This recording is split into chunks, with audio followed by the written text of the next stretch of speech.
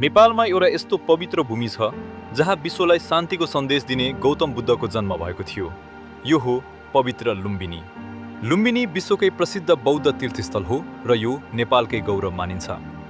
यही ठाउँमा ईसापूर्व 623 वर्षतिर सिद्धार्थ गौतमको जन्म भएको इतिहासमा उल्लेख छ। लुम्बिनीमा रहेको माया देवी टेम्पल उहाँ जन्मिएको पवित्र स्थल मानिन्छ। मन्दिरभित्र रहेको प्राचीन पत्थरले बुद्ध जन्मिएको ठ्याक्कै स्थान देखाउँछ।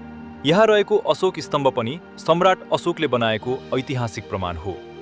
लुम्बिनी क्षेत्रमा जापान, थाइल्यान्ड, म्यानमार, चीन लगायत धेरै देशहरूले आफ्ना सुन्दर गुम्बाहरू बनाएका छन्। त्यसैले लुम्बिनी केवल धार्मिक स्थान होइन, विश्व शान्तिको प्रतीक पनि हो। यदि तपाईँ जीवनमा एकपटक शान्ति महसुस गर्न चाहनुहुन्छ भने लुम्बिनी अवश्य जानुहोस्, किनभने यहाँ पुग्दा मन आफै शान्त हुन्छ र इतिहास जीवित जस्तो लाग्छ। तपाईँ लुम्बिनी पुग्नु भएको छ? कमेन्टमा लेख्नुहोस्।